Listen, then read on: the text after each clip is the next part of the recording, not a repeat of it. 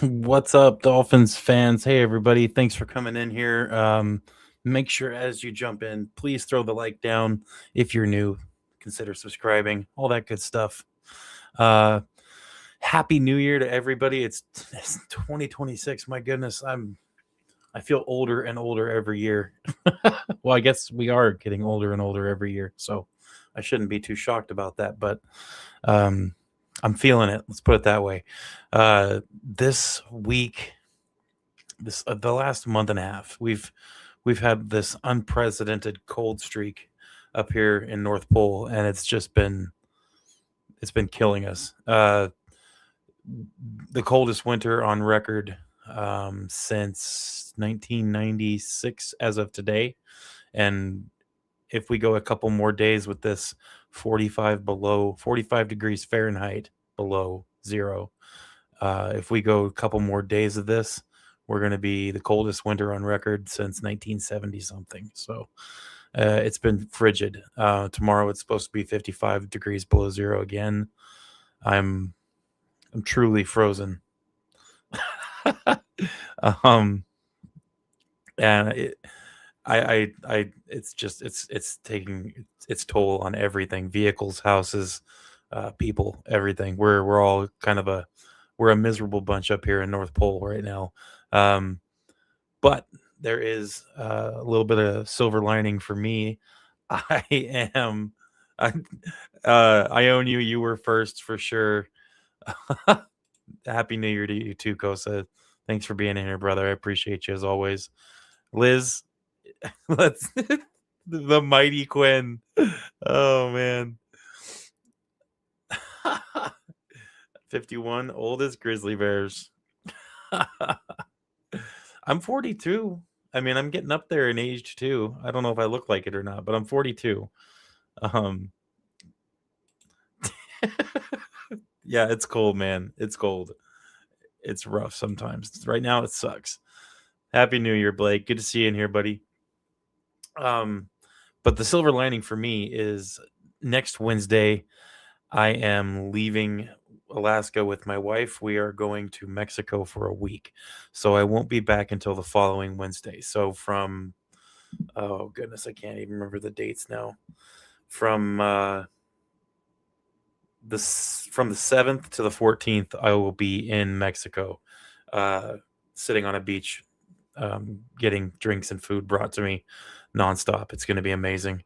Hoping to do some fishing out there too. So we'll see how it all goes. But I'm going to get a break from this cold weather, and me and my wife are going to get to go spend some time in Mexico hanging out there for a while. It's going to be a good time. I'm excited. And then as soon as I get back, of course, I'll get back into it with you guys. Um, Probably going to do a couple uh, shorts and stuff from Mexico just because it'll be like a fish out of water out there. So, I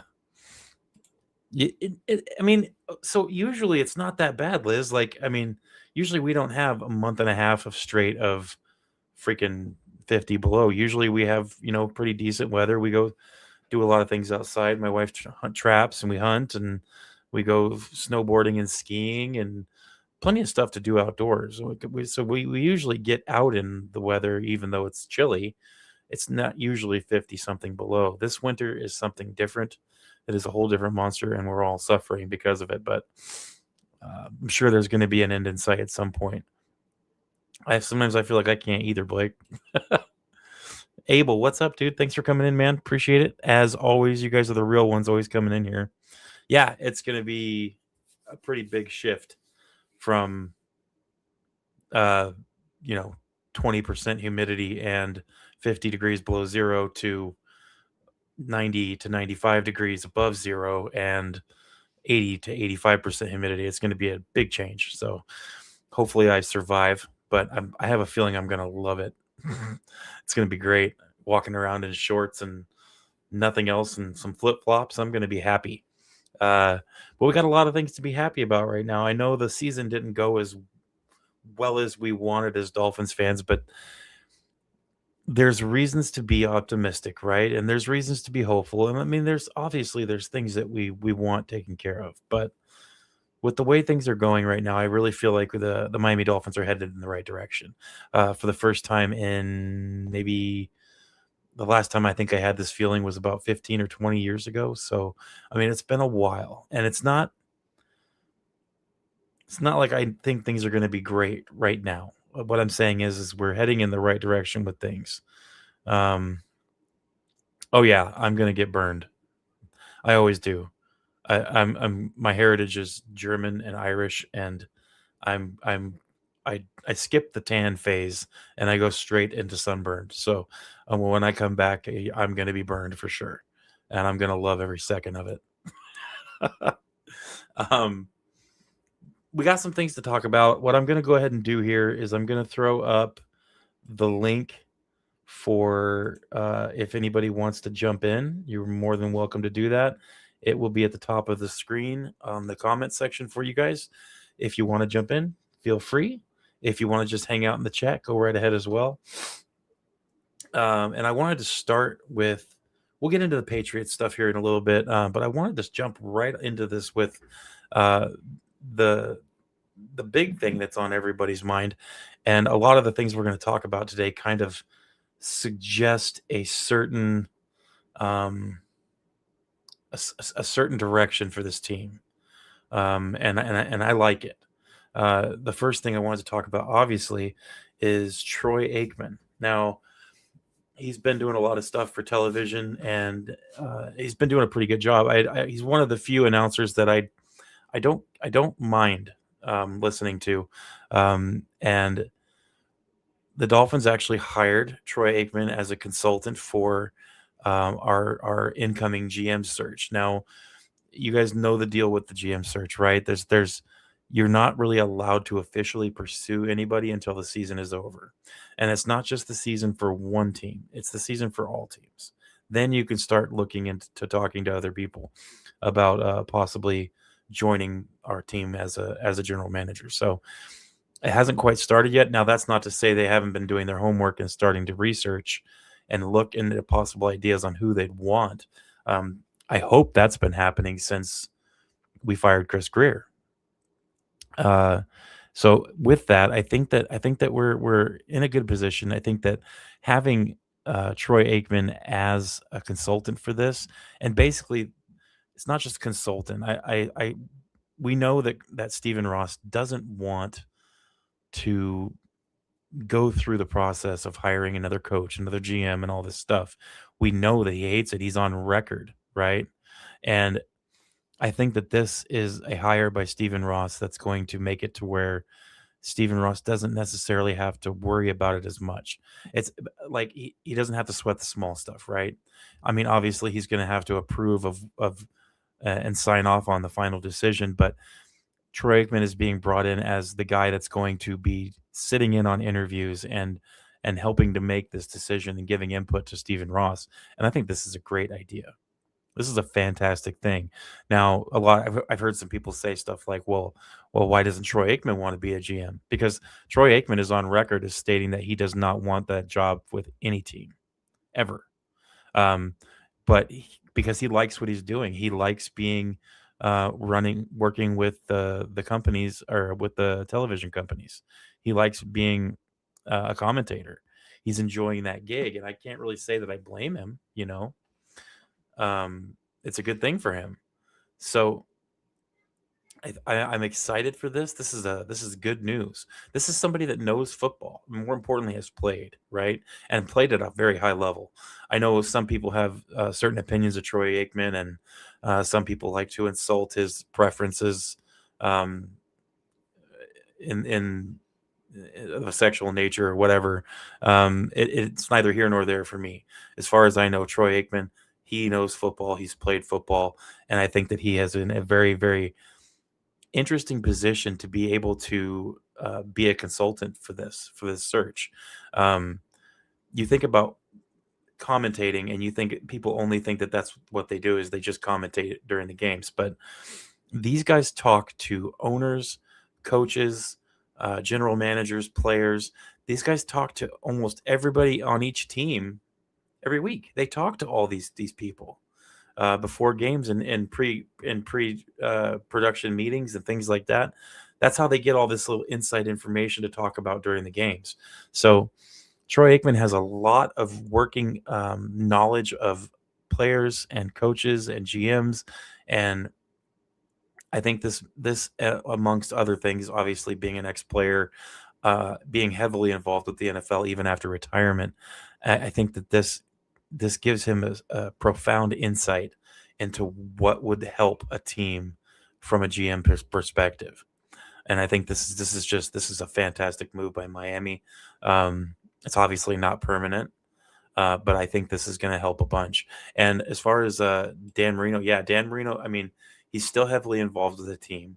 I think since he's been with the team after retiring, he's carried like 7 or 8 different titles here and there, but he's basically an advisor as well. As far as I'm concerned, I mean, you can't complain about this. This is fantastic news. I would much rather Troy Aikman be responsible for looking and doing the research and advising what to do with the GM position than Stephen Ross doing it all himself, which is pretty much what he's been doing. I like this move. This is great. We should be very happy about this. Uh, I can't think of any negative possibility for this. He's just an advisor, right? Um, and obviously, the interesting couple things that I've thought about with this is, number one,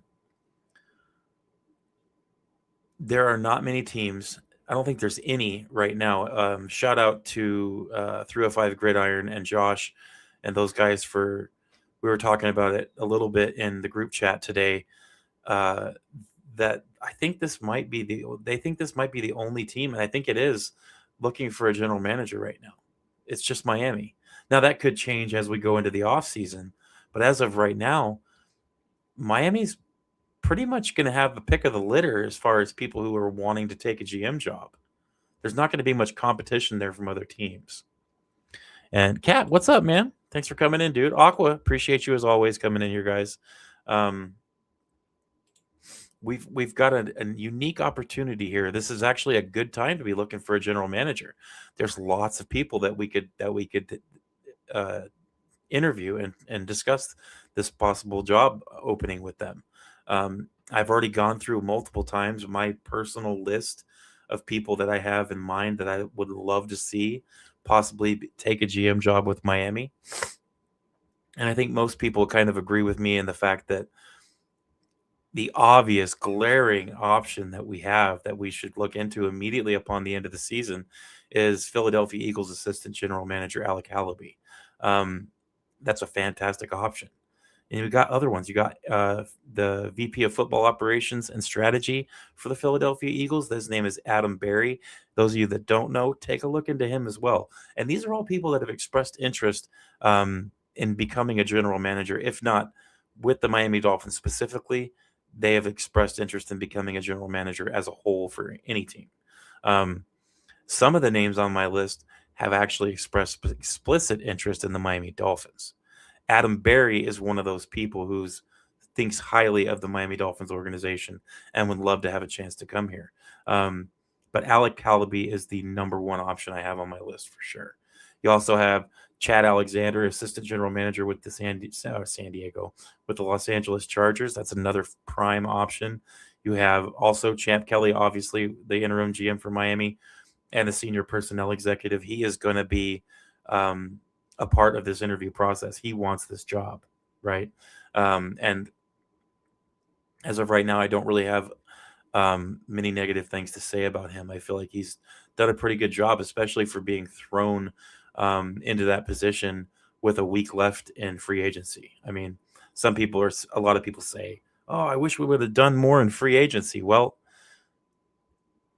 Champ Kelly had 4 days to do something in free agency. That's it. That's all he had when he got the position. So he didn't have much time, made a couple things happen, and I like what he did. So he's an option. You also have Donna Ponte. She works directly for the NFL right now. She's chief admin of football operations, and she has many ties and roles in the past with Miami. And while she did have positions with Miami Dolphins in the past, I don't think that she is I wouldn't say she's responsible for any of the lack of success that the team has had. She wasn't that high up in the office. So, but she is. I gotta throw a female option in there, and she is a prime option. So everybody in the NFL absolutely loves her, and I wouldn't mind having her as well. And she has expressed explicit interest in the Miami Dolphins. So um, Abel says the real question is Ross going to force the new GM to keep McDaniel? The Troy move goes against that thinking. Absolutely. That thinking, the thinking of is Ross going to force the new GM to keep McDaniel? I don't think that's the case. And I think you're right by saying that this kind of goes against that. Troy Aikman is let's put it this way. I think by bringing Troy Aikman in to help make this decision, I think Stephen Ross is taking a step back and saying, you know what? Let's let the new GM make these decisions. I feel like this would have a whole different feeling and look if Stephen Ross was going to do the same thing that he normally does. I think that this is a thing where he's not. I don't think he's going to fire Mike McDaniel. I really don't. What I think is, I think he's going to let that be decided by the incoming general manager, which is the absolute 100% proper thing to do. Anything else, that is done except for that, it's wrong. That's the right way to handle it. Is you have a coach in place, right? The team has not given up on Mike McDaniel. The players have not given up on Mike McDaniel. We know this. People who watch the football games know this. And I'm not saying keep Mike McDaniel. I'm not. I'm saying this is a decision for a new general manager. Let him make that call, right? That's all I'm saying there. And I think that's what that kind of shows by bringing in Troy Aikman. I think it suggests that that's the direction we're going to go, which it gives me reason to be excited and hopeful here, because this looks more and more like we're headed for a rebuild. And I'm not complaining about it. We've needed to do things the right way for a long time. Liz, Troy Aikman is on record with all over the place for the last 5 or 6 years, stating he doesn't want to be a general manager. He doesn't. He's very happy commentating and being involved with the NFL as a consultant and doing things like he's doing for the Dolphins right now. He doesn't want to be a general manager for a team. And I think that I like I said, I like him as an announcer. I didn't like him as a player because I hated the Cowboys, but I like him in this aspect and in this function, doing the grunt work to get a good GM on this team and give us a good chance. I don't think he wants to be a head coach either, unless you're asking what do I think about head coach. What do you mean, Liz? What you asking? I'll clarify if you can clarify for me. I'm not sure if you're asking about Troy Aikman being a head coach.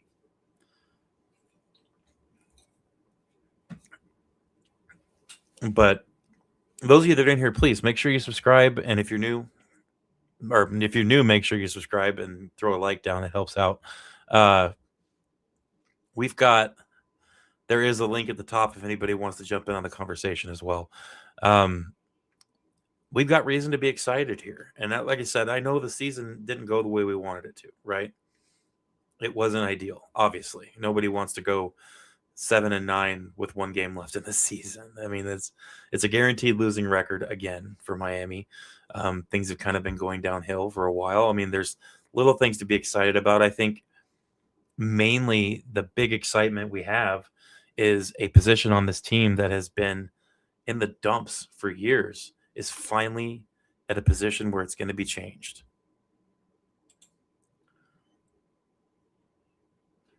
It's finally at that point where we're going to have a new GM that might actually be able to make a difference and at least not shoot the team in the foot, right? I don't necessarily disagree with you, Liz. I don't at all. I mean, I don't know. He doesn't have a whole lot of experience coaching, but he does have the know-how of the game. and he has understanding from an offensive side of the football, especially. I think he would be a good coach. He's definitely respected in the NFL. And even though I hated the Cowboys, and I still kind of hate the Cowboys, even though there's that, I can't have nothing but respect for the man, right?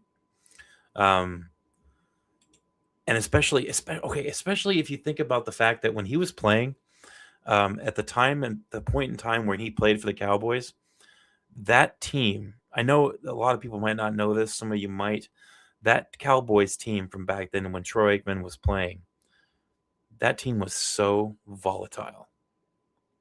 It was, criminals and horrible things happening in the locker room and at parties, things that you think that Miami had some whoopsies here and there, and you think some bad things happened with a coach sniffing doing a line of coke or whatever else.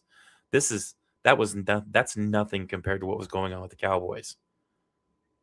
Somebody tried to stab a guy because he wouldn't get out of the seat so he could get a haircut. Like this, there's plenty of YouTubers that have done stories on the Cowboys from that era, and if you go watch some of that, you'll be shocked. And Troy Aikman literally held that team together during that time. He definitely is a leader of men. So having him as a head coach, I would be kind of excited to see it. My only issue, and this is me personally, okay, I personally do not want a rookie head coach. I don't.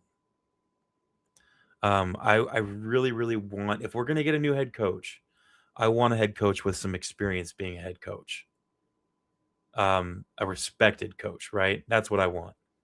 I feel like doing anything else at the head coach position would kind of be an injustice to us, especially at the point we're at as a team right now. We have a lot, and I know some people don't think this, but we have a lot of young talent. A lot of young talent across the board at a lot of positions, especially at quarterback. And I feel like having a coach that doesn't have a lot of coaching experience, if we're going to get a new coach, I think that would be an injustice and a disservice to all those players, right? So that's my personal opinion. I feel like if we're going to get a new head coach, they better bring somebody in with some experience. That's me personally, not trying to speak for anybody else, right? Yes, he will. Absolutely. He's going to bring a lot of looking into the mirror type, analysis into these conversations, especially, during the interviews and stuff too. I'm excited, right?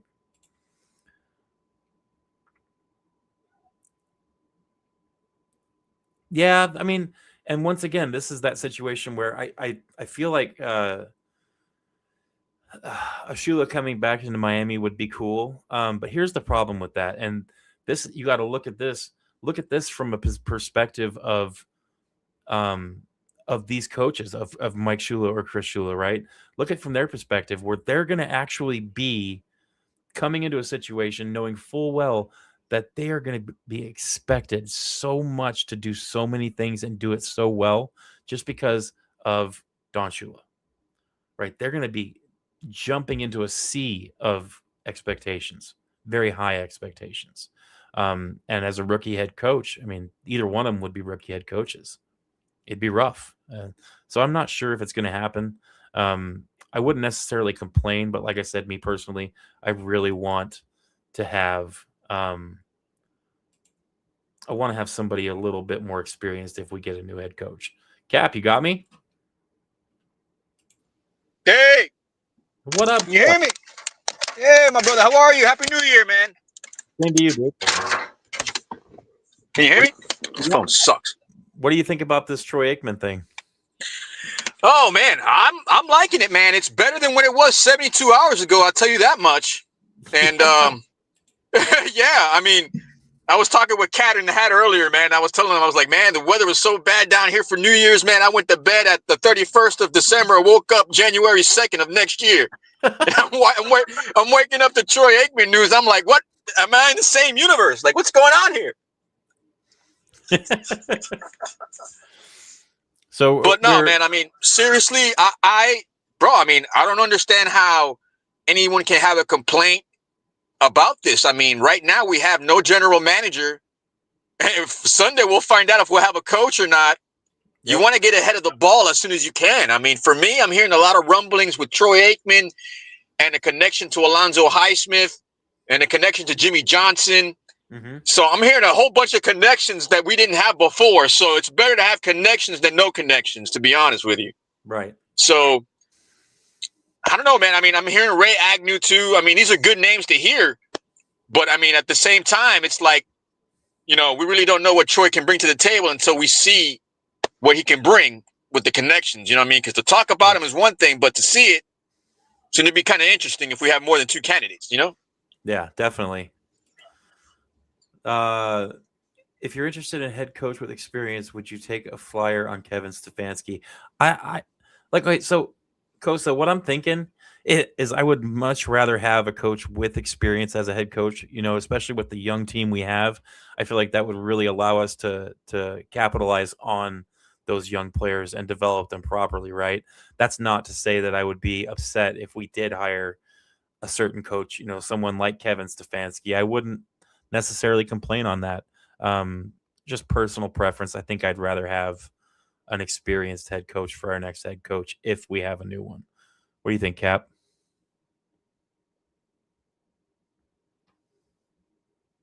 He's gone silent. But that's where I'm kind of at with that. I don't think necessarily that I would be like no young coaches or no rookie coaches, not as a whole, but just if I had a choice, that's where I would go. You know what I mean? It's interesting, and there's a lot of options here, right? There's so many things flying around right now and the season hasn't even ended, so we have this opportunity to be excited. It's a good thing. Oh, we got another cat. There we go. Oh, this phone sucks, bro. You're good. So what do you think about this possibility of someone like, would you rather have a rookie head coach or would you rather have someone with experience, or where you stand there? I'm to the point right now where we can start naming names ever since Sperano was here. Rest in peace, Tony Sperano. Mm-hmm. Besides Sperano, how many other first-time coaches did we have? Quite a few. You get my point? Yeah. Yeah. So, I'd rather have proven than project at this point. This fan base deserves it. You know what I mean? Like, I'm tired of playing the experiment game with up and coming. Like, that's great to a certain extent, but if it's not working after 4 or 5 years, that's usually the lifespan of a general manager and coach anyway in the NFL. Let's be honest. Yeah. Yep. And McDaniel right now is coming up to year 4, right? Yep. And what I would kind of think is it would be, like I said, and I've been back and forth so many times this year with Mike McDaniel, and I kind of feel like a little bit of a kind of wishy-washy about it, that I can't seem to make a decision on. No, you're not the only one. You're not the only one. Yeah, it's like 1 week I'm like, fire him, and then the next week I'm like, nah, maybe we just wait a little bit. I don't know. I do know, and I will say in Mike McDaniel's defense, is that the team is definitely fighting for him. They have not given up on him, and with that, it kind of makes me think, well, if another GM, whoever they hire, if he comes in and he says, I'm going to give Mike McDaniel 1 more year, then I will defer to that decision, and I'll say, well, let's see what happens then. Yeah, look, for me, I'm like 75-25 right now with McDaniel, and that's been seesawing up and down. Mm-hmm. But if you can't have consistency and you're pretty much just evaluating players on incentive-based games so they can make their bonuses, how's that helping us at the end? It's not, because we're not in the playoff hunt, but the players that are getting paid get their bonuses and then they end up leaving anyway. So how's that really helping us? Right. Liz wants Troy Aikman to be our next head coach. I they don't. I wish I would be okay with maybe taking a look at him as a coach, but maybe not a head coach. But the problem is he doesn't want to be a coach. Yeah, from what I'm hearing, I don't know if you're hearing the same thing too, but they're saying once he gets involved with the GM hire and he helps, he's back out of here. Yeah, because he wants to continue commentating. He's really, really loving his position right now with what he's doing, and he doesn't want to do anything. I don't know. Does that tell you that he already has a name in mind if he's willing to do that in such a fast pace? I think he's got names in mind. I really do. And I'm really hoping that I'm hoping a couple people that I have in mind are on his list as well, because I would be, look, if we woke up a week after the season ends and they make an announcement that the Miami Dolphins have hired Alec Halaby or Adam Berry from the Eagles, I would be jumping up and down. I would leave work early to come home and do a stream. I would be that Yeah, excited. you know what I mean. Like, look, like I said, I put Alonzo Highsmith's names into it because of the connections, and I'm starting to like, fill in the dots. But I would be open minded to other names. Like, I'm hearing the guy from the Chargers. I'm hearing the guy from Detroit. Like, these are all names that we didn't have before. You know what I mean? Like, if he can bring that, I wouldn't mind. You know what I mean? Like, I don't want a project. I just don't want a green project, man. Give me somebody that has stability, scouting, that knows the ins and outs of Florida, because Florida is where all the good players come from. Let's be honest, man. Cali and Florida. So we need a guy that can pinpoint that as well. And the big thing is somebody who, if they don't know, because I don't think we need someone that can do everything from the GM position. But here's the difference: Chris Greer tried to do everything, even though he wasn't good at everything. What we need is a GM that knows himself well enough to delegate responsibilities to other people who would be better at it.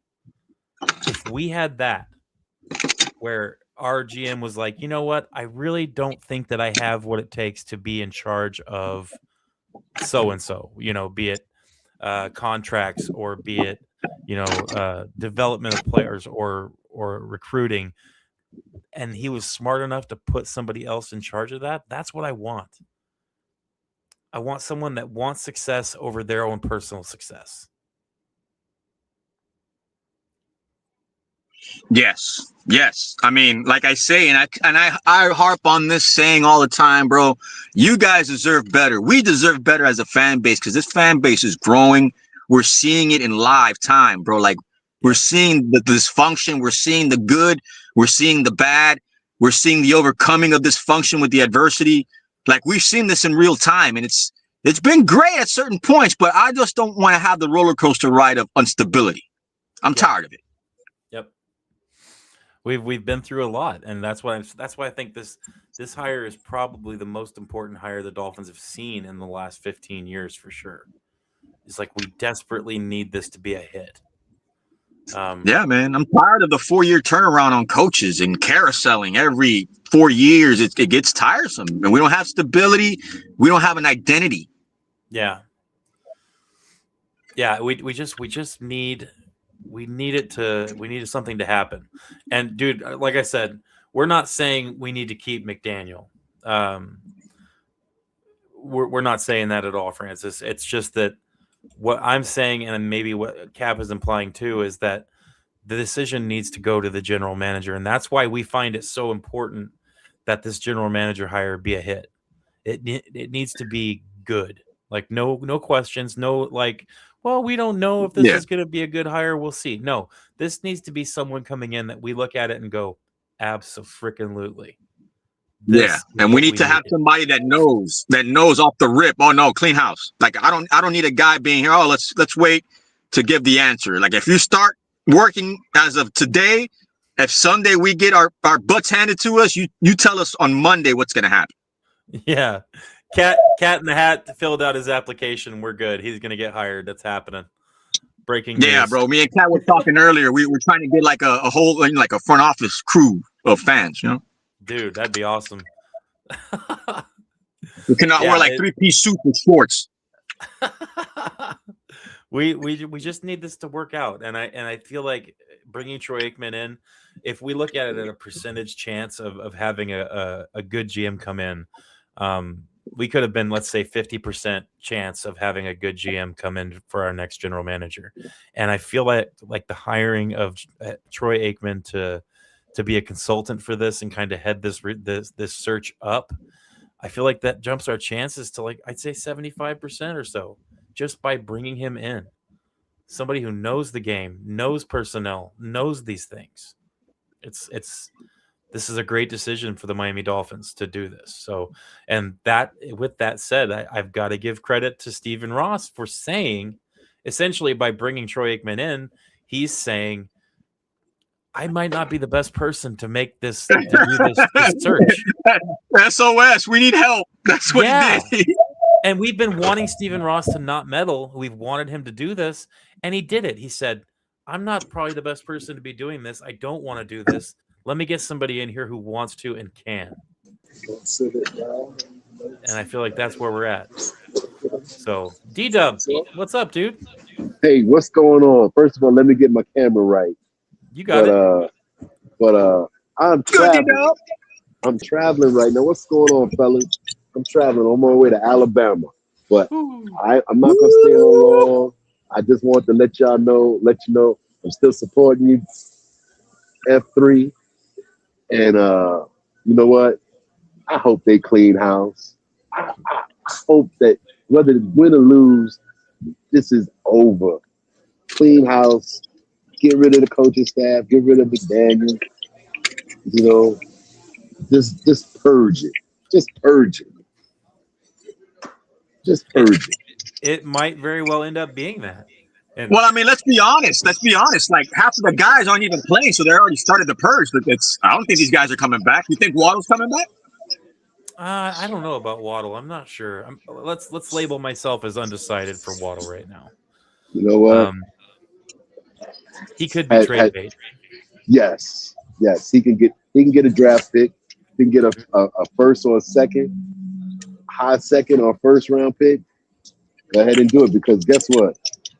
We were 6-11 or 7-10 or 8-9 still under 500 with them. So you know what? Let's get an asset so maybe we can build for the future, man. And I know this might not seem like a big deal on the list, but while we're talking about Jalen Waddle is at 910 yards receiving for the season. If we are actually considering using him as bait to try to get another draft pick or something like that, we really, really, really need to make sure he gets 1,000 yards. But he's not playing. I know, that's the bummer. Is like, if he plays on this last game, we need to go to him a few times just to get those numbers to 1,000. Thank you, Bob. But I mean, we'll see. That's what I'm saying. You would think in an incentive week that he would play. Yeah. Hey, I'm about to eat. I'm with my father. He's 90 years old and he's still moving and grooving. Okay. All right. So I will talk with y'all another time. Man, enjoy. Okay. But again, I'm gonna be listening. But I'm gonna leave the show. All right, D-Dub. Thanks for coming in, brother. Appreciate you. Tell your pops, hey. All right. You know what I say? Oh, that looks good. I say Tua and Waddle can go to the Raiders. Good riddance. Well, I think we're all pretty much in agreement. I think Tua's done. It just depends on what we're going to do with him. And like I said, that's another decision that we just got to let the new GM make that decision, right? I don't think he's going to be back in a starting aspect, especially. Well, the reason I say the Raiders is because don't they have a high draft for this year? I don't think Tom Brady wants that, though. No, I don't think they're going to go to the Raiders. I think the Raiders are going to be one of those teams in contention to try to snag Mendoza. I don't want Mendoza. I want Dante Moore from the Ducks.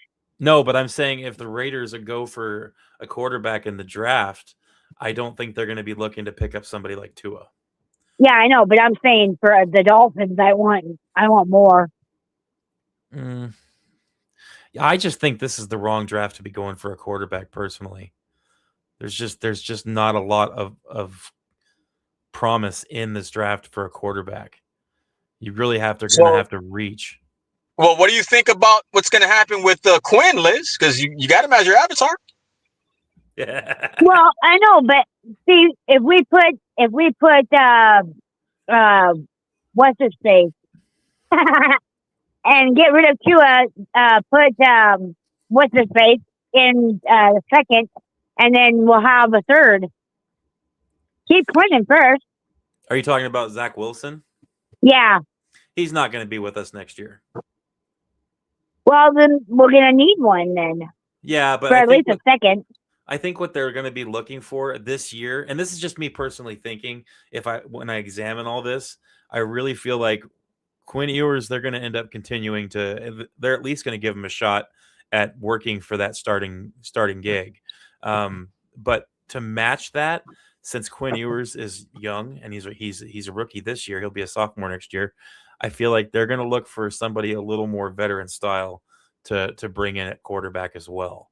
Not necessarily a starter, but well, I'm sorry, but veterans brings trouble.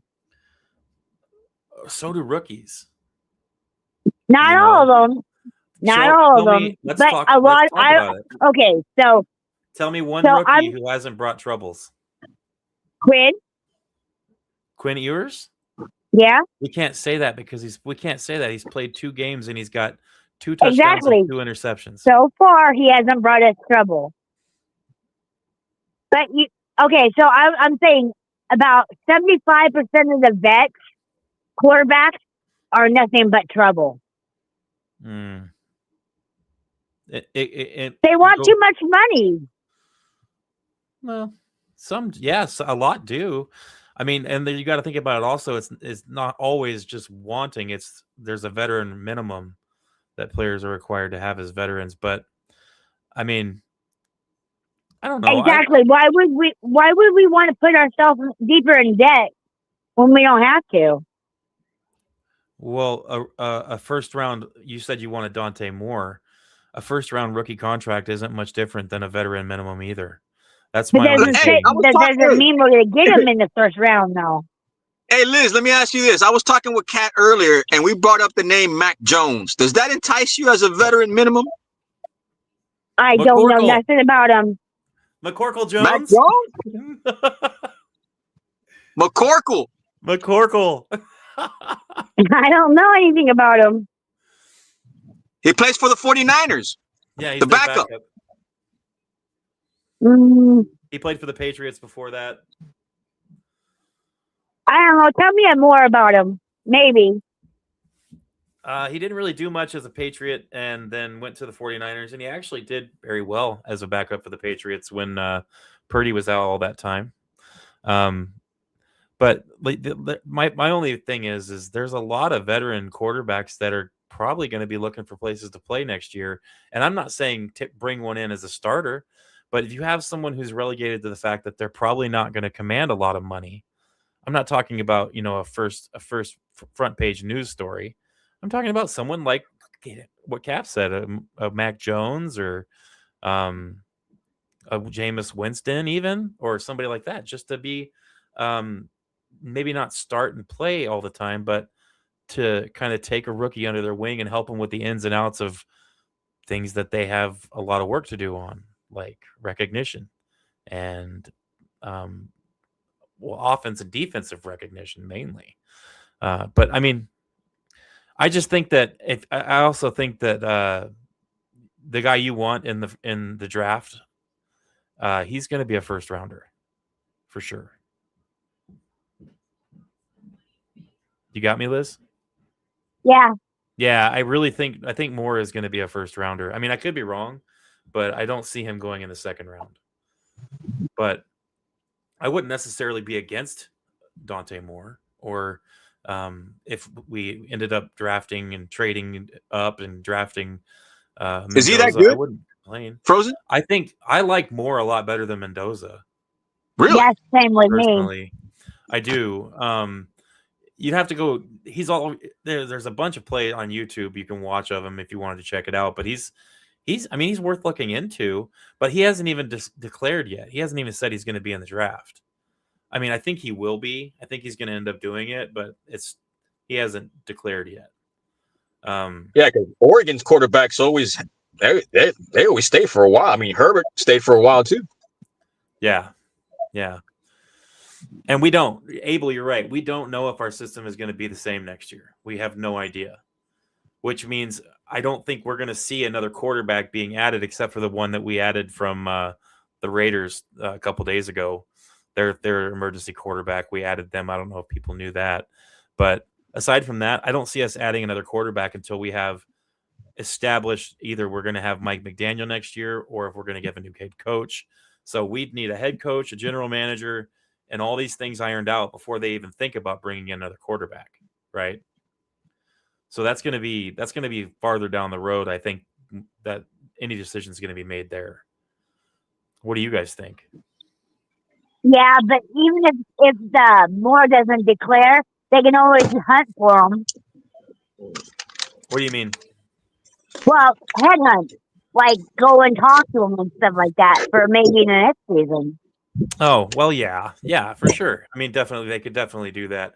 But with the way the portal works for college football, I mean, if he decides he's not going to enter the draft, I mean, they're not going to change his mind because, I mean, a lot of these players are making more money in college than they are going to make in the NFL the first couple of years. Yeah, but I'm saying for 2027. Somebody fact check me real quick. Can Sure. you find out if Mendoza was a transfer from Cal? Oh, I feel like I should know that. And now I feel stupid because I don't. No, I didn't know either. Because I remember the Canes. I mean, they played at Cal, and they're trying to say that Mendoza was the backup, but Stanford? I don't remember that. No, Cal. Oh, Cal.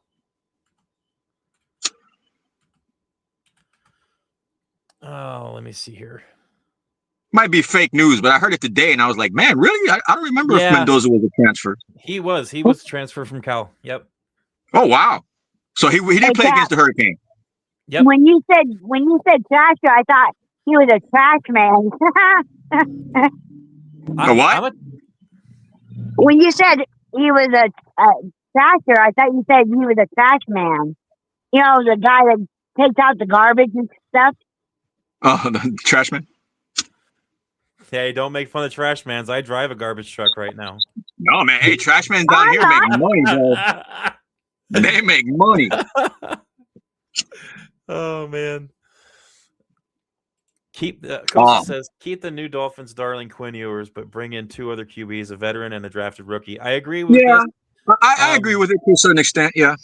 But here's my caveat to this, and I do like what Kosa says here.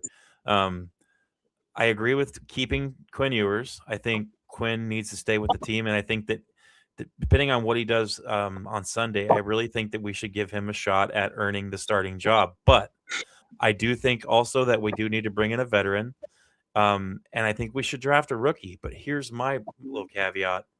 I want to draft a rookie from this draft after the 5th round. Interesting.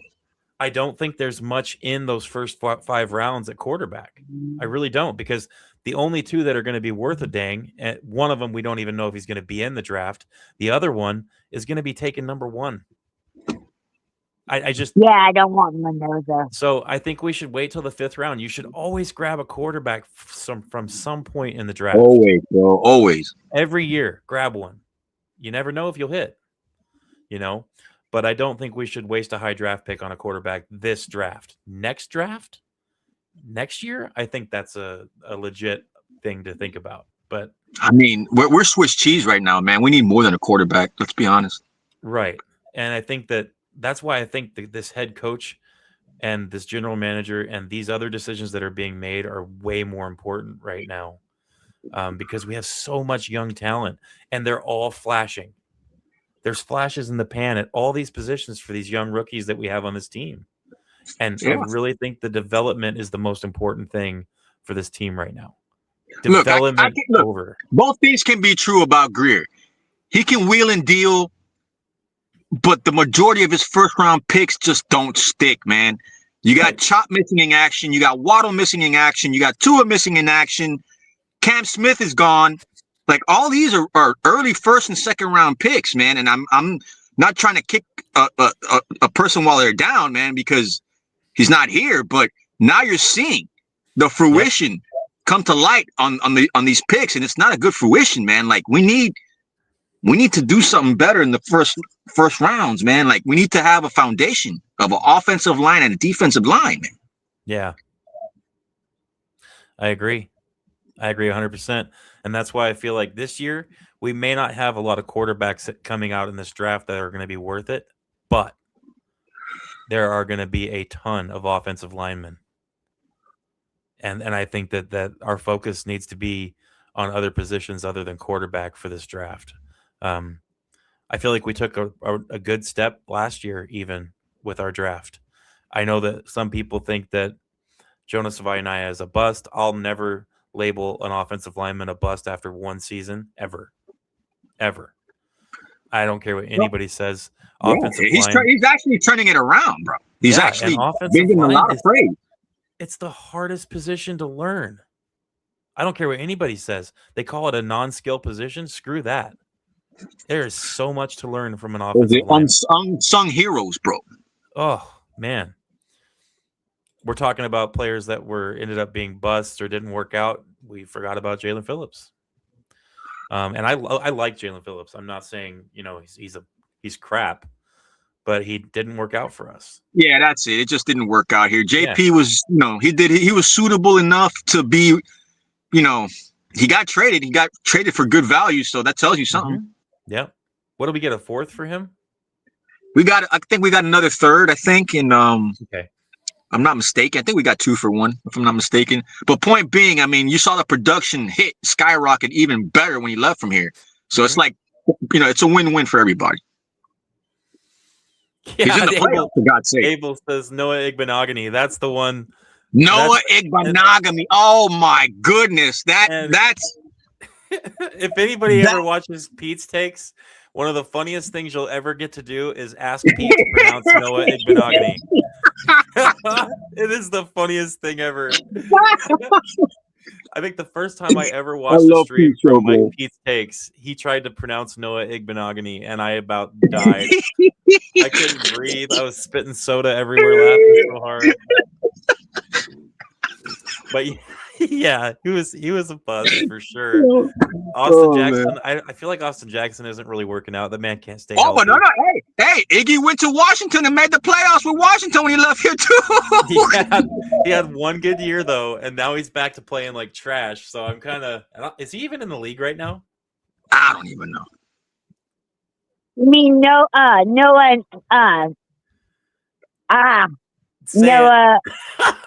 Mr. Knobby Knees. Yes. I can't even remember how Pete always says it, but it kills me. Monogamy. So everybody just calls him Iggy. But hey, he did have that one game. He won the game for us. One game for us that year. He played for the Steelers game, yeah. The pick. Yeah.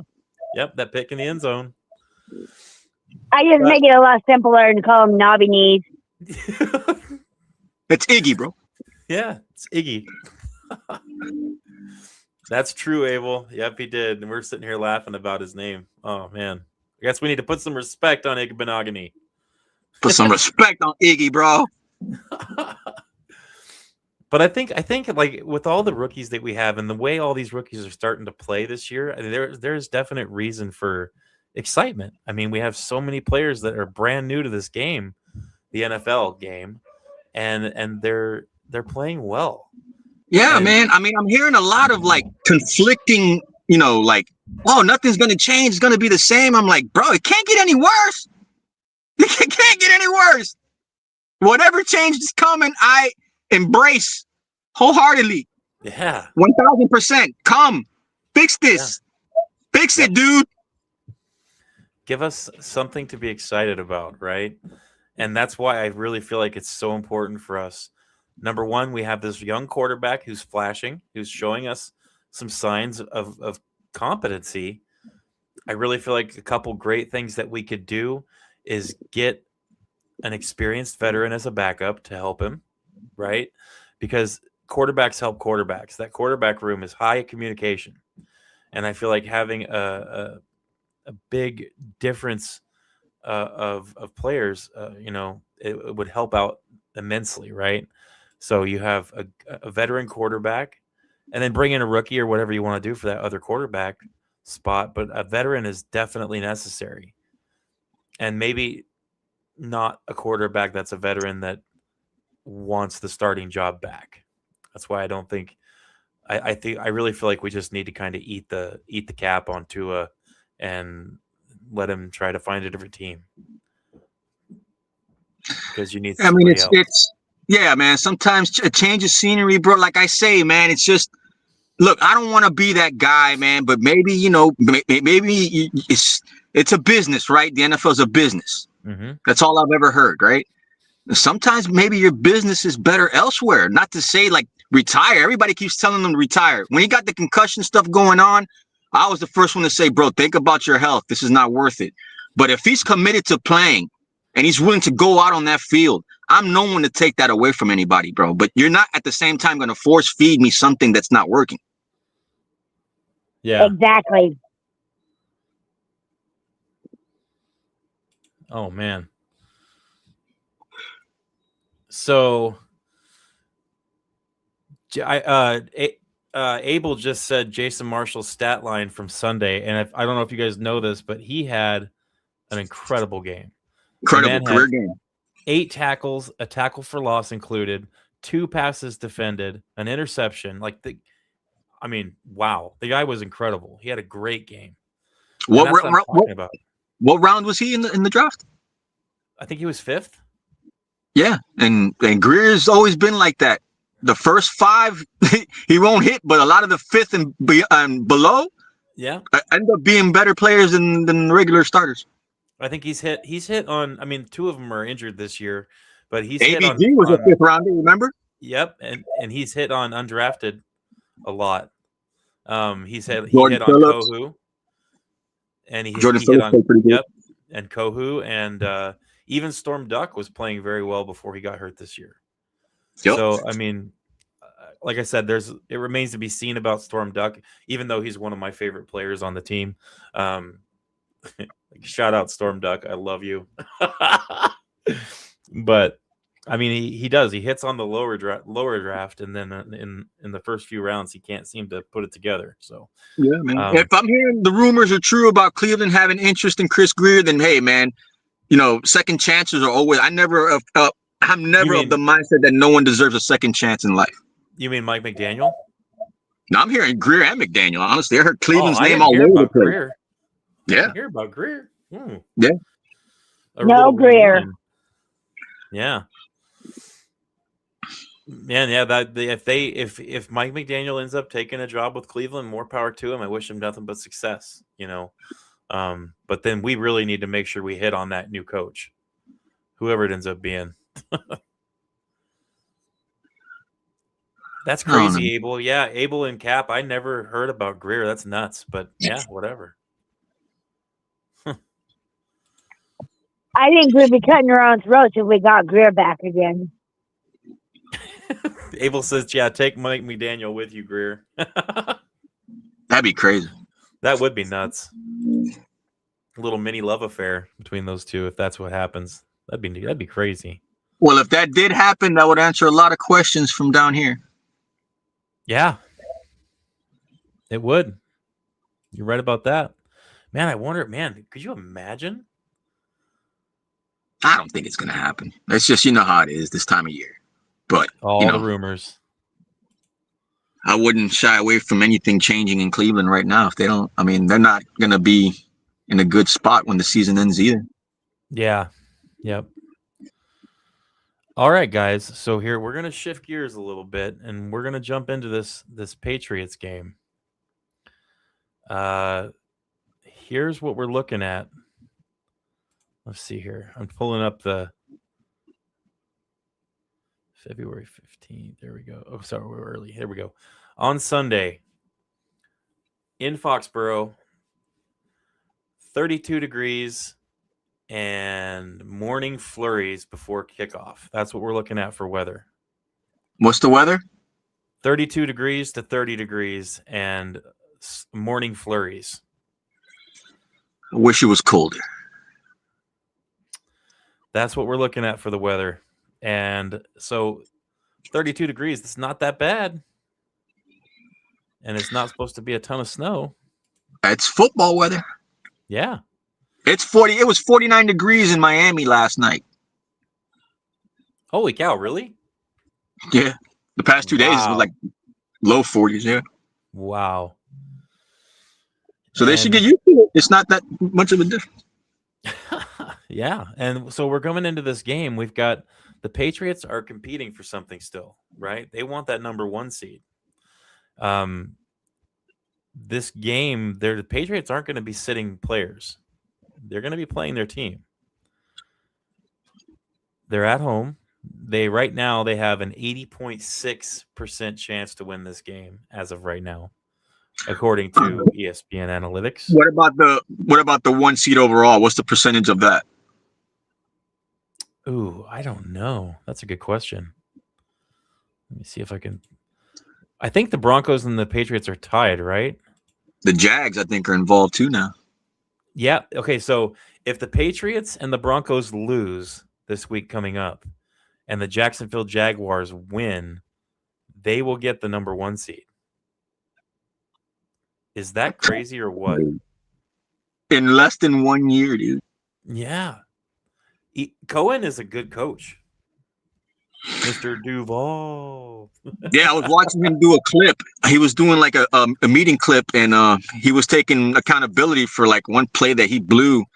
And he was like drawing out the play on the board, and the guys were taking accountability for him. Like the players were like, "Nah, I should have been in this position." And he's stopping the meeting, and he's like, "No, bro, I appreciate you saying that, but as a coach, that's on me. I have to be better in giving you and presenting you in the right job position, to keep you in that right frame of mind, the right time." And it was just like, wow, like it was crazy.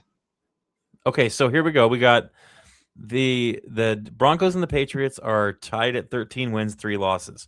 As of right now, Denver gets that tiebreaker, and they're the number 1 seed. But Denver lost to Jacksonville. Right now, yeah, and right now, Jacksonville on Sunday at 9 a.m., Jacksonville plays the Tennessee Titans. They got the early slot. I guess that's 1 o'clock there. They have the early slot. They're playing the Tennessee Titans, and Jacksonville is at home.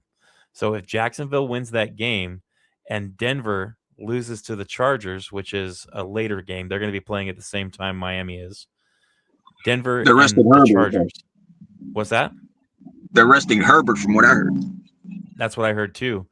So if Denver manages to lose that game or starts to lose it, New England might start pulling players, but that game is being played at the same time as the Miami game. So we're going to see the Patriots starters play, right? They'll blow us out by halftime and then start resting players by halftime. Yeah. So, I mean, right now, any of those 3 teams could wind up pretty. I mean, I'm not going to say Miami has a good chance to beat the Patriots, but there's a decent chance that Jacksonville could end up putting themselves in that number 1 seed, which would be insane to me. There's a lot of different things going on here. Looking at this, but I mean, just think about it though. You just named 3 teams that turned their teams around in less than 2 years, in 3 years. Yep, and one of those teams took a huge dead cap hit to get rid of. Yeah. And that same team, we beat them. I think that same team, we beat them 70 to like 20 at one point. Yep. And that was really when the Denver Broncos started turning things around right after that 70 burger. But yeah, Denver, New England, Jacksonville, all 3 of those teams, very quick turnarounds. And when you look at it, I mean, 2 of those teams, new head coaches, right? Yeah, it's crazy. I mean, yeah, it's interesting to me. And one thing I'm seeing here that I never knew, I did not know the New England Patriots are 8-0 away when they're playing away from home. Really? That is a crazy stat. Undefeated as an away team. Holy crap. Not at home, on the road. Not at home, on the road. On the road, they are 8-0. They're 5-3 at home. That is the exact opposite of what I would have thought. Goodness. So Miami does have a chance. Holy cow. All right. So this is This is crazy. Let me ask you this. Are you able to find out what is it that exactly Alonzo Highsmith does for the New England Patriots? I could probably do that. Give me 1 second here.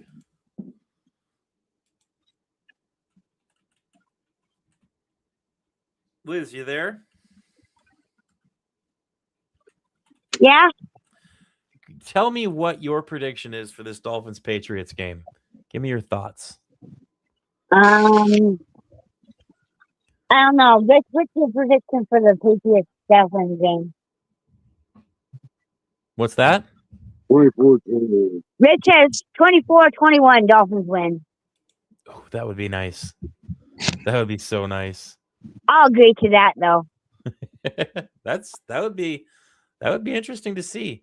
Oh, Cap, Alonzo Highsmith, he is a personnel executive is what his title is. So he's head of personnel. That's scouting. Yep, he's senior personnel executive. So yeah, he's head of scouting and all of that.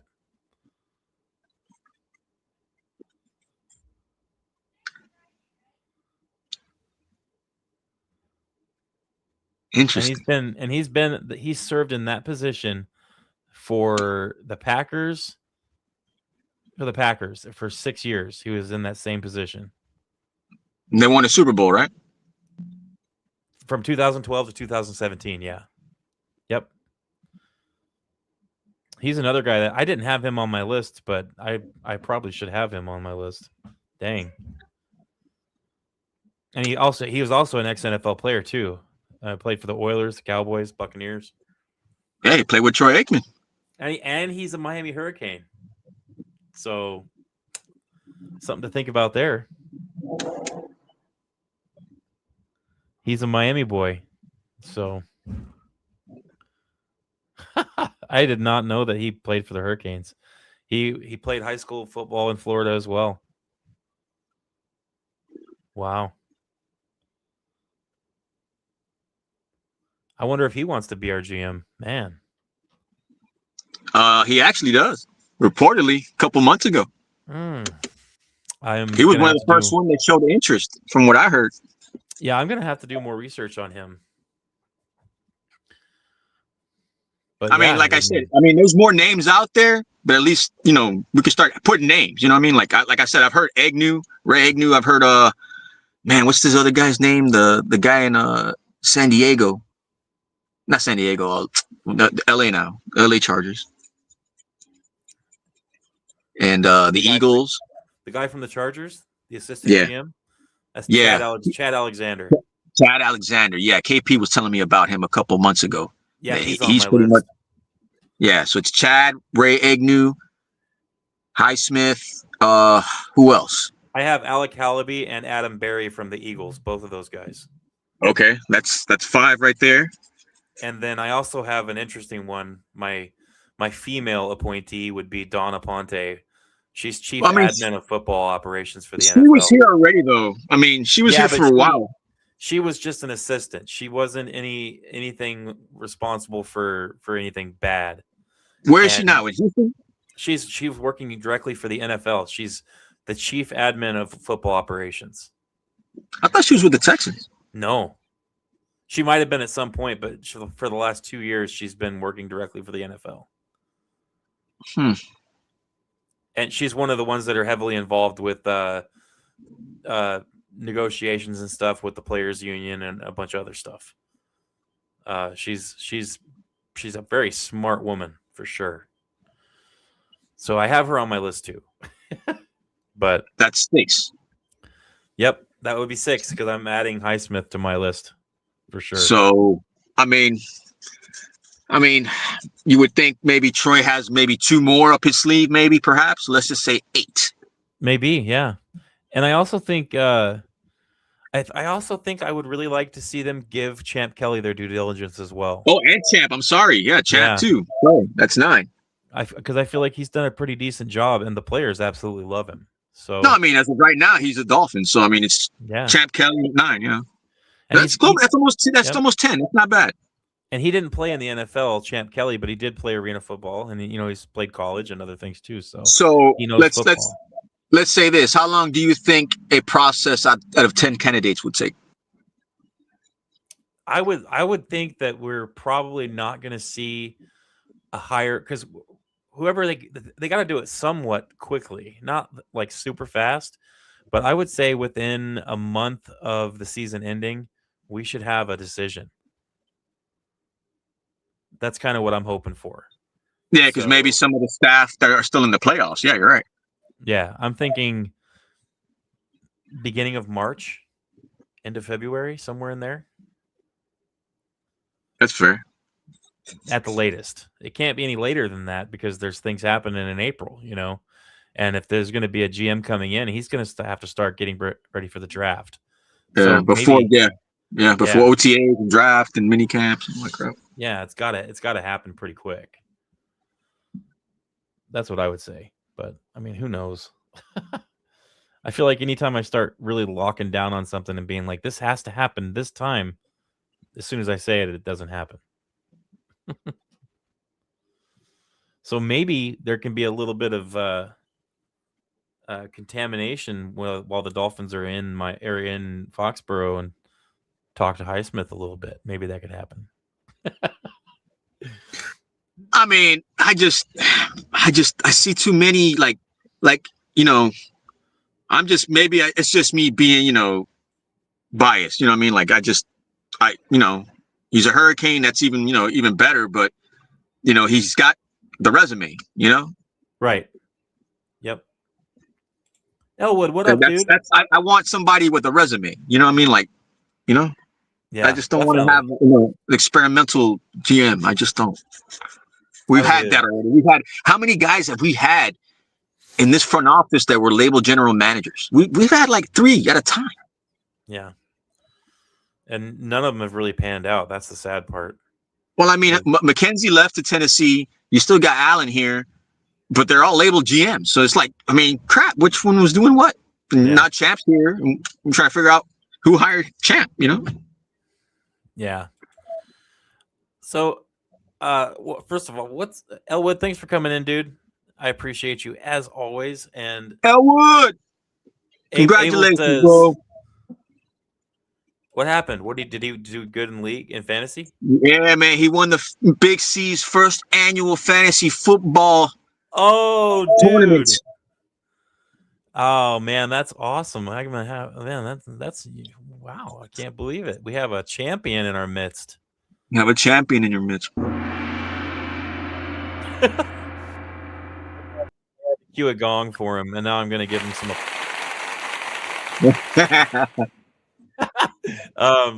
So Elwood won the first league for Big C. I was really thinking about wanting to join that when he mentioned it. You got to do it, bro.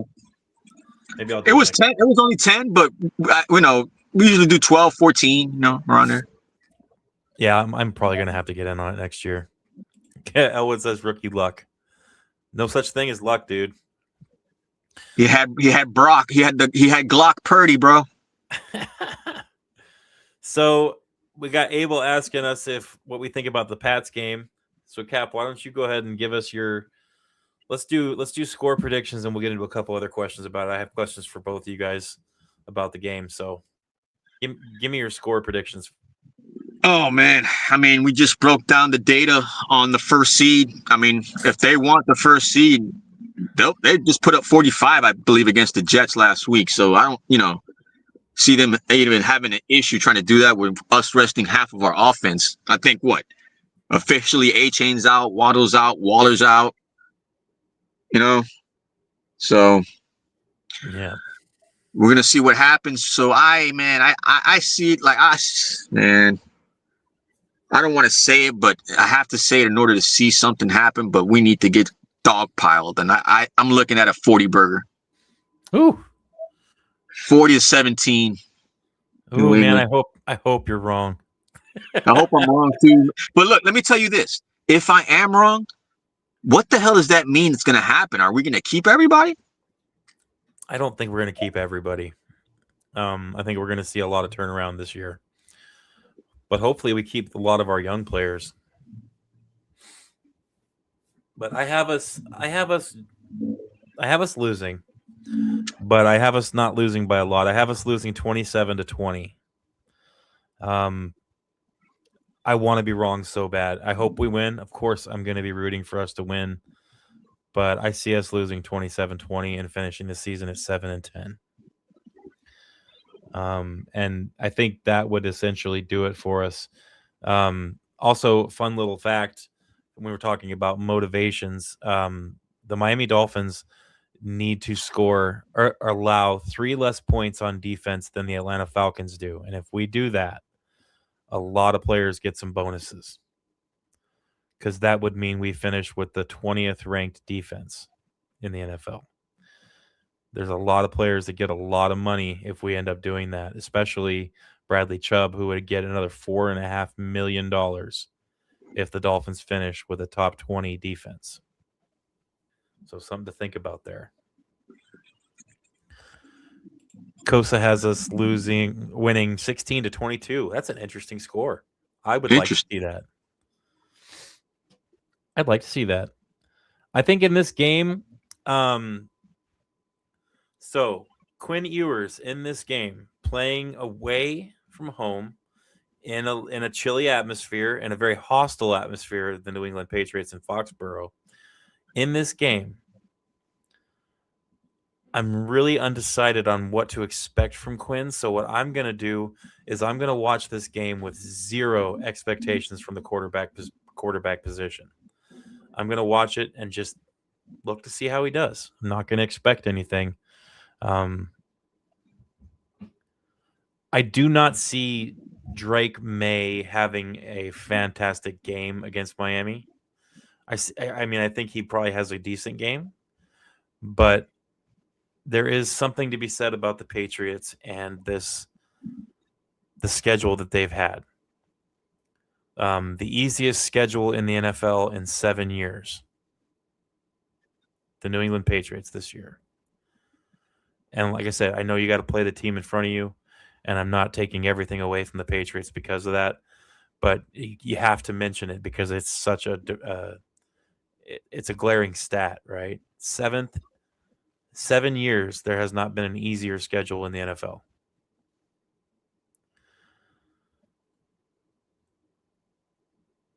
And the Dolphins, the Dolphins defense has been playing pretty legit lately. So I'm curious to see what ends up happening here.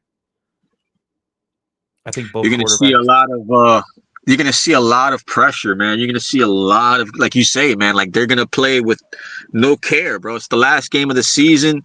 They're going to want to play spoiler. We've only done it twice in franchise history, I believe, to the Patriots. Yeah.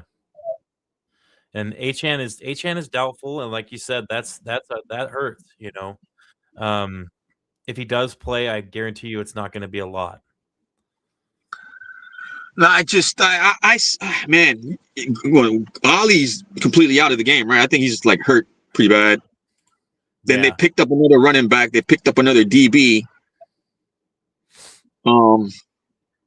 Yeah, man, we're pretty banged up. We just, it is what it is, man, Cam Miller, that's the... Oh, go ahead, Liz. Now I got Duval stuck in my head. I keep on hearing it. Cam Miller, that's the quarterback that we signed from the Raiders practice squad. So Elwood says Cam Miller to the rescue. It's Miller time. Yep. Barrington Francis says Patriots 42, Dolphins 9. That's not too far from what Cap predicted. What did he say? Let me see. What did he say? 42-9. I don't want to say it, man, but if I were them, I would dogpile it on us. Kosa says saying that the team you supposedly love will get shellacked is comparable to wanting your child to get his ass kicked. Maybe so. But if I'll put it this way, if any of you guys are parents, it's tough love. Sometimes that thought process does exist. Tough love. Oh man. Great parenting. So you're killing me, dude. I love you. Oh man. Oh, man. So here's my suggestion to people. We're all kind of on the same page in here right now about this game coming up. Like, it's probably, in all likelihood, we're gonna lose, and we'll probably lose by more than a touchdown for sure. But we're all going to be rooting for Miami to win. At least I hope we do, because this isn't the year to be hoping for a tank. It's not. It's just not the year to hope for losses. And like I said, I'll never tell a Dolphins fan not to, or how to root for their team. But I would hope that we'd all be rooting for our team to pull out a win here and play spoiler against the I want Quinn Patriots. to do good, man. I do. Yeah. It's just the circumstances of everything. It's just weird, dude. Like, I want us to win, but thinking about it's like, are we really winning though? Let's hope that we can make the Patriots play on Wild Card Weekend. How great would that be? That would be, man. That would be. Oh man! And now you're making me want to bet. And think about it this way too: if we make the Patriots play on Wild Card Weekend, guess who they're likely going to end up playing against? Who? Buffalo. And who's officially in the playoffs as of right now? Let me pull it up real quick. I don't want to lie to you. I will. The wild card team. I know the wild card team's been jumping all over the place. I'll tell you exactly where we're standing here. So, conference standings as of right now: Denver Broncos number 1, New England Patriots number 2, Jacksonville number 3, Pittsburgh number 4, Houston Texans number 5, Los Angeles Chargers 6, Buffalo Bills 7. Now, out of those teams, there is one team that has not clinched, and that is the Pittsburgh Steelers. So, that number 4 seed could be Pittsburgh or it could be Baltimore. But right now, Baltimore is 9 and out. So you're telling me the Bills and the Chargers have clinched playoff spots? Yes. So that's why they're resting Herbert and maybe it was Josh Allen's playing for what? The number 2 seed? No. The highest the Bills can finish is 5. And that involves having other teams lose. The Bills could be 5th seed, but it's all likelihood they're going to finish 7 or 6. But so they're sticking in the wild card. They're in the wild card regardless. And like I said, we have the Chargers. The Chargers are playing Denver, and I really see the Chargers losing, and maybe the Bills would finish 6th. But if the Chargers win that game against Denver and the Patriots lose to Miami, the Bills are going to play the Patriots in Wild Card Weekend. So then it benefits the Chargers to do what they're doing. Yes. Yeah. I think so. Me personally, I feel like it does. So, but yeah, right now the only team that hasn't clinched is the Pittsburgh Steelers. If Baltimore wins and the Steelers lose, Baltimore will get that number 4 spot by winning their division. That'd be crazy. Yep. They were tied with us at one point for what? 3 weeks ago. Or 4 weeks ago. And Baltimore is 8-8 right now, and the Pittsburgh Steelers are 9-7. And Baltimore would have the tiebreaker over Pittsburgh if Pittsburgh wins the last game of the year and Pittsburgh loses. So if Pittsburgh loses and Baltimore wins, Baltimore's in. Unreal, man. Yeah. Aaron Rodgers. Yep. And let's see here. As far as the NFC goes, there is a team that has not clinched there too.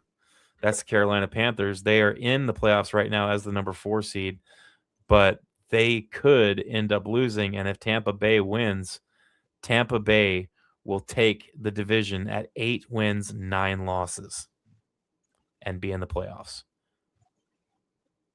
How crazy is that? We could literally have a team with a losing record being in the playoffs. Good grief.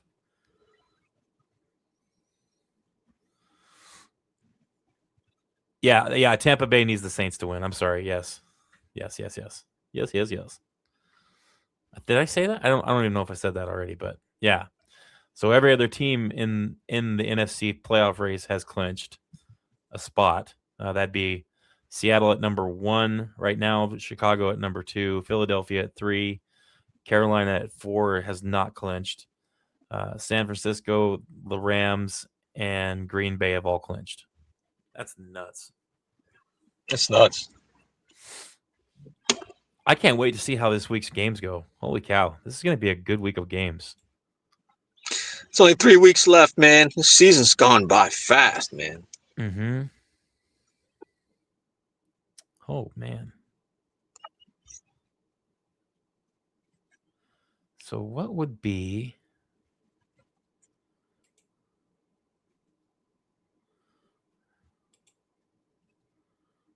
Man, yeah. Yeah. So wait. Okay. Who's fighting for the wild card in the NFC?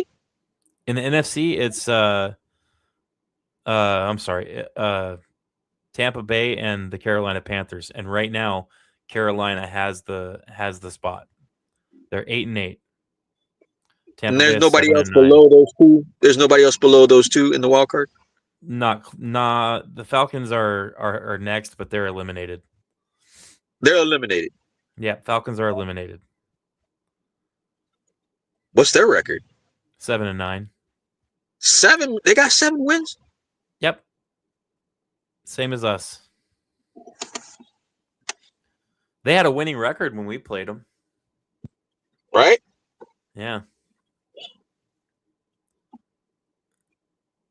Yeah, That's Falcons another are team, eliminated.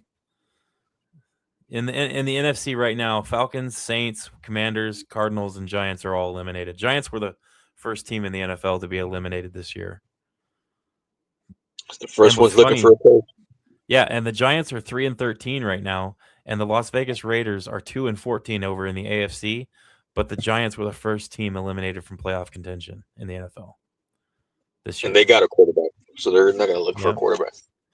And the competition for Mendoza, that's going to be really, it's only between 4 teams. It's the Titans, the Jets, the Raiders, and the Giants. Possibly the Cardinals, but I mean, those are the teams that are going to be grabbing Mendoza likely. And I don't think it's going to be the Giants because they have a quarterback they like.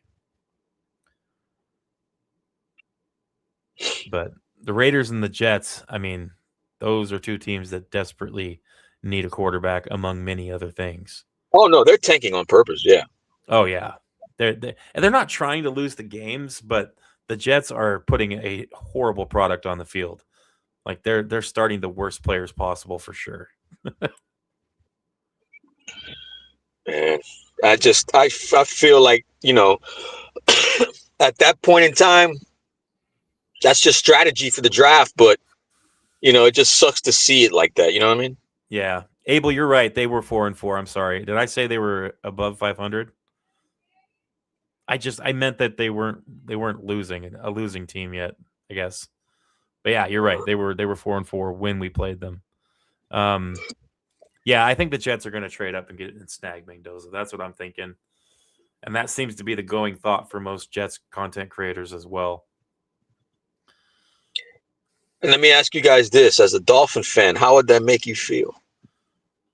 If Mendoza went to the Jets? Oh, yeah.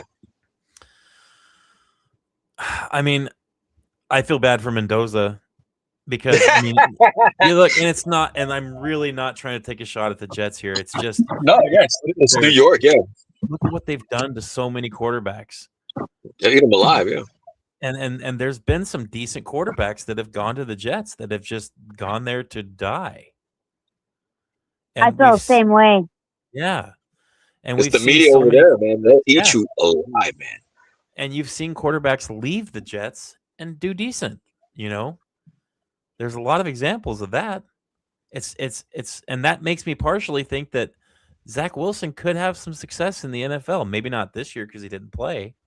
But when he goes to a new team next year, he very well could have a good career. As long as it's not the Jets that he goes back to.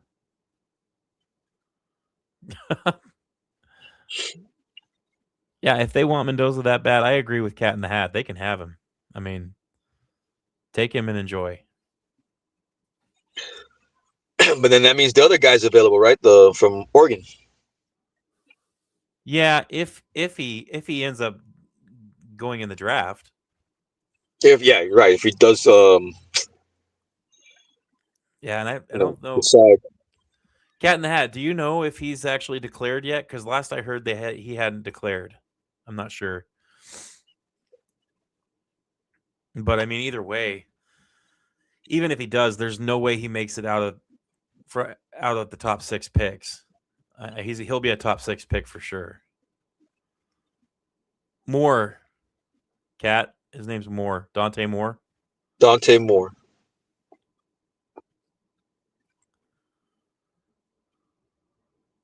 Yeah. Elwood says not yet. I'm pretty sure he hasn't.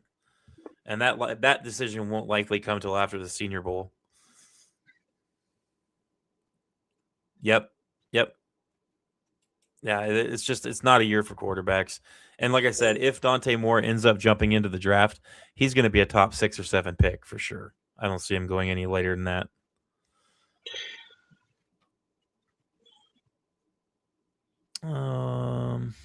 This is going to be a good week of games, guys. I'm excited.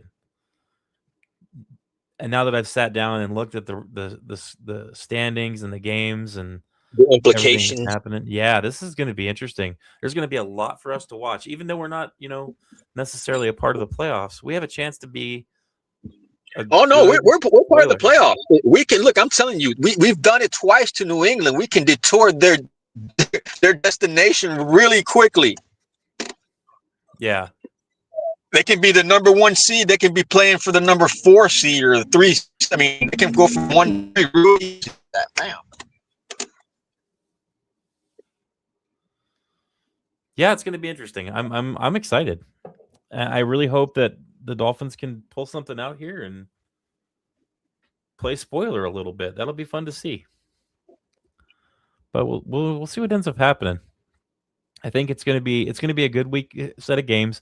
And what I'm going to do is on Sunday, I'll go live for a stream after most of the games are over, probably during the Sunday night game.